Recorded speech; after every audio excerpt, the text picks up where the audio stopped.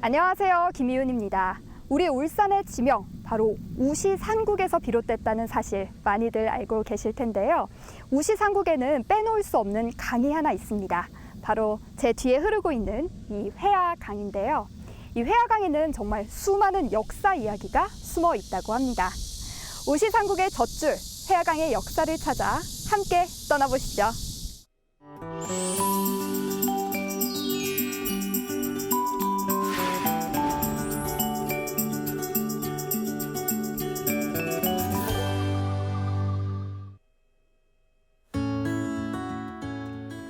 양산에서 발원해서 울주군 망양리를 굽이쳐 흐르는 회화강. 회화강은 유구한 울산의 역사를 품고 있습니다.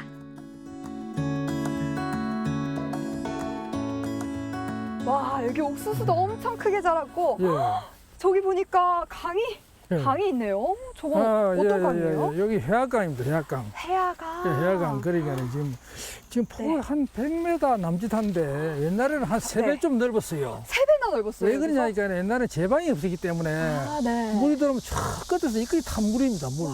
그럼 이 강의 하류로 가면 네. 어디랑 연결되나요? 그 어디로 가냐면 이제 여기서 이제 여기는 소덕나루라고 그래가지고 여기 회화강 중하류인데 여기 돌아가면 이제 그 덕신리가 나와요. 네. 덕신이 이제 그게 이제 그 신밤탄이라고 그래가지고 옛날 물살이 빨랐어요. 빨라 그 물이 치고 나가서 용방수를 돌아가지고 이제 어디로 갔냐면 그 삼평리 쪽에 이어담이라고 그래가지고 옛날에 배를 대던 곳. 그곳을 지나서 이제 이제 삼평리 지나서 바다 해수욕장 그렇죠. 바로 그 바닷물에 들어가지요. 거기로 연결되는군요. 예. 그럼 이 강을 거슬러 올라가면 거슬러 올라가면 이제 어디랑 연결돼 있을까요? 올라가면 이제 네. 바로 요 옆에는 안봉산이라고 요 산이 이제 봉산이거든요. 옛날에 선제를 이어서 내놨어요. 선제 배 만드는 나무 네. 내리고 휙 돌아가면 저쪽에 옛날에 중리 그러니까 중리라고 큰 마을이 있었습니다. 그 마을에 이제 그 댐이 들어선 거죠. 댐이 들어 회화댐. 회화댐. 예, 86년에 회화댐이 생기고 그게 이제 통천리를 지나서 그다음에 쭉 돌아서 석천리로 올라가면 이제 감입공류잖아요. 감입공류. 그 산사이 경치가 굉장히 좋습니다. 경치가 좋았어요. 그래 올라가면 이제 그 곡천리, 웅촌 면 소지지를 지나서 웅상 더 올라가면 이제 양산의 무지개 폭포 덕계 그것을 발원한다. 그래 이게 천성산에서 발원한다. 엄청 긴 강이네요. 그럼. 예. 그래서 40km 태화강이랑 비슷해요. 그리고 이 강은 역사도 많고 네. 또 사람들도 많이 살고 참 중요한 강입니다. 회화강이 태화강과 비슷한 길이를 가진 강이란 사실도 놀라운데요. 고대에는 바닷물이 들어와 수운도 활발했다고 합니다.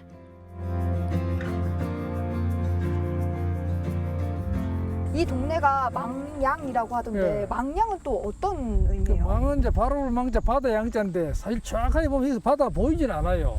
그렇지만 여기 이제 소금물이 바닷물에 올라왔다고 보는 거지. 바닷물이. 바닷물이 여기까지 올라왔어요? 그렇죠. 우리는 확실해요. 바닷물이 치고 어디까지 올라가느냐 하면은 웅촌까지 바닷물이 올라가죠.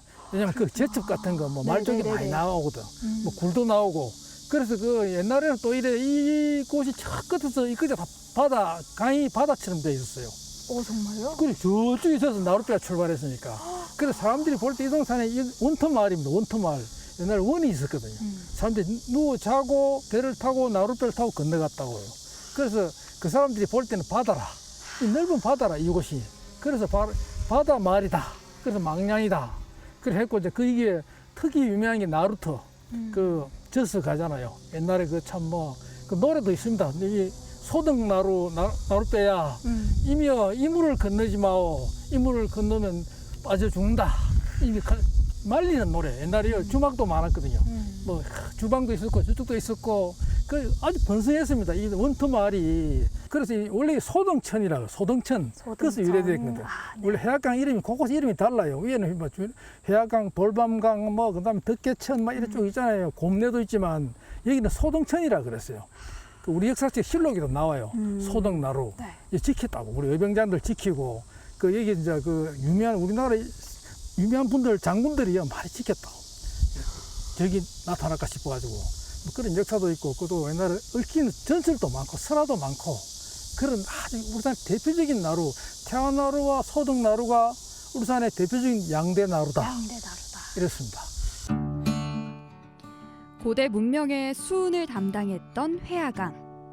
양산 천성산에서 시작해 서생 진하까지 흘렀는데요. 그 물길이 이제는 막혀버렸습니다. 회화강에 무슨 일이 있었던 걸까요?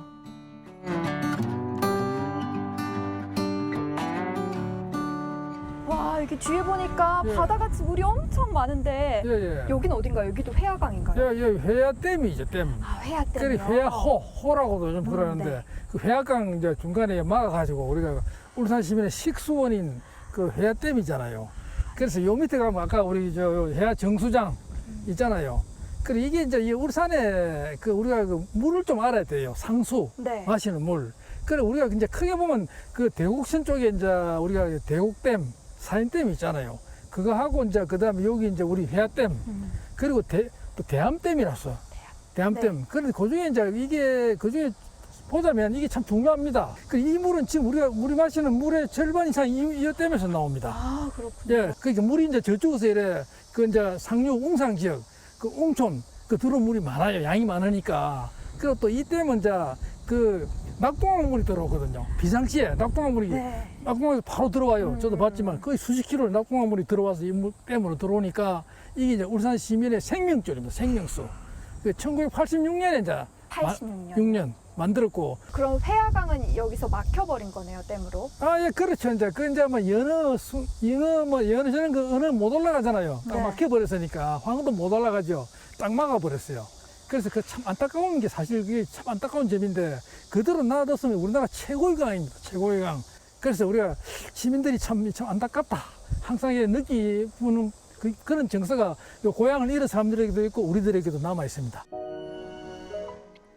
회화댐의 규모는 엄청났는데요. 이곳에는 잊어선 안 될 울산의 역사가 있습니다.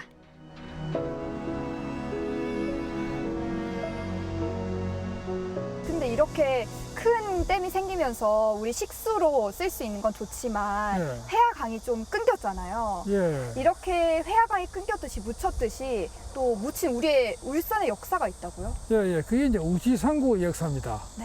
뭐 우시상국이 또 신라 고구려 가야와도 연결이 돼요. 이 우시상국 대단히 중요합니다. 네. 이 회악강 주변에 이거 나라가 우시상국이거든요. 그래서 그 나라가 왜 중요하냐면 이 물 때문에 이 물길이 지금 끊겼지만 옛날에는 이 바다와 연결이 돼가지고 그 선단이 올라왔습니다. 쭉 해가지고 저 위에 이제 동작지가 그 우지상국 수도업인 우불산 거기 그죠 웅상 거기까지 이제 연결이 되어가 있었죠. 경남 양산 웅상의 우불산. 옛날에는 울산 땅이었는데요. 이곳에 울산의 시원, 우시산국이 자리하고 있었습니다.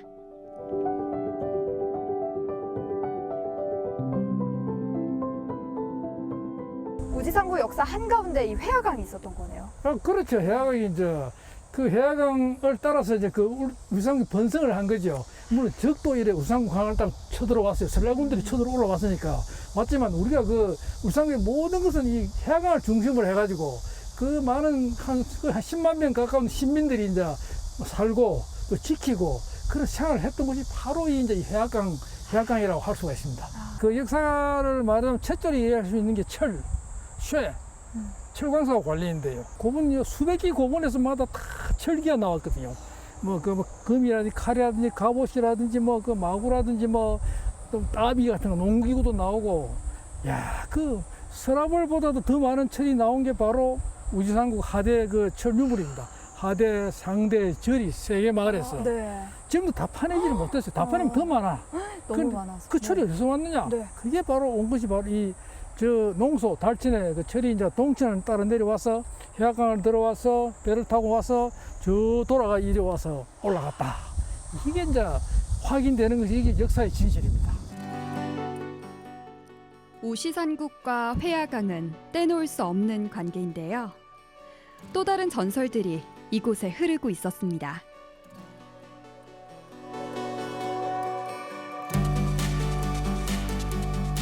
근데 신기한 게 회야강은 이름이 굉장히 독특해요. 예. 왜 회야강인 거예요? 그게 이제 돌해자, 밤야자거든. 밤을 돌아요? 예, 돌밤강입니다. 돌밤. 돌밤. 돈다. 밤을 돈다. 근데 이게 이제 상당히 재밌는 게 이제 우리 정확한 답은 이제 옛날에 그 박혁거스의 어머니, 네. 그분이 아진어선이라는 분인데 그분이 이제 그 박혁거스의 박이 밤에 돌아왔다 그래요. 그래서 해악강이다. 밤에 몰래 돌아왔다. 고향으로 돌아왔대요. 박혁거스를 낳았던 그 박, 그 어머니입니다. 그 삼국유사나 삼국사기는 아진어선이라는 노파라 그래요. 그 해척지모라 그랬죠. 바다에서 고기를 잡아서 그 박혁거스를 먹여서 키운 사람이 바로 아진어선인데 그 사람이 고향으로 돌아올 때 이 강을 타고 박을 타고 돌아왔다. 배를 타고 돌아왔다는 거죠. 그래서 우리가 박혁거스가 바로 이곳에서 나간 사람이다. 그게 이제 확인이 되는 겁니다. 그러면은 신라 시조의 출신처가 바로 이 우지상국과 관련이 있는 거네요. 그렇죠. 그 뿌리가 여기다. 뿌리가 여기. 박혁거스는 설마 모르죠. 그 서랍에 태어나겠지만 그 여인, 낳은 여인은 바로 여기서 간 여인이었다. 아진어선이었다. 그렇게 되는 거죠.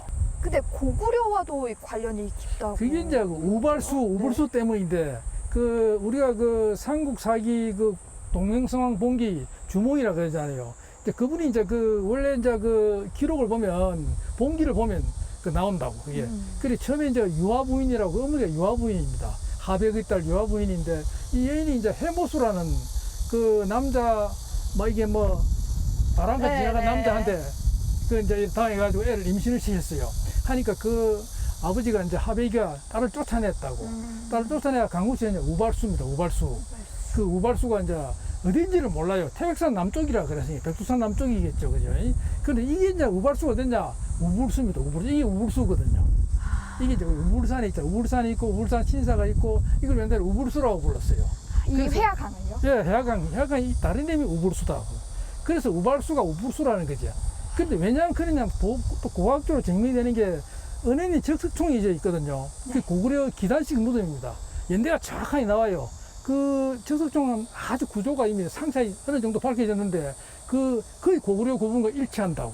석촌동 고분, 저 북쪽에 있는 우리가 저 집안 같은 데 가면 만주이 있잖아요. 그래서 그 정명을 볼 때 틀림없이 이제 확인이 되는 거죠. 그래서 그 당시에 유아부인이 온 곳이 바로 여 우지상국이었다. 아직 밝혀지지 않은 역사의 진실은 학자들의 몫입니다.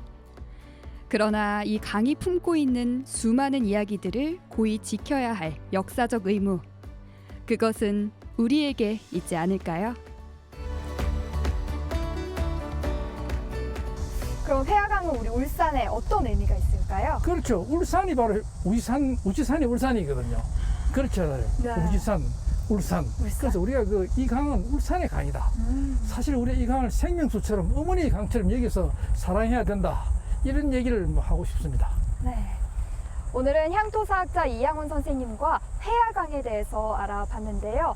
우리에게 지금 고마운 식수를 제공해주는 회화강, 과거에는 철이 올라왔고 또 역사가 흐르는 그런 강이었던 것 같습니다. 이번 주말 회화강 한번 들려보시는 건 어떨까요?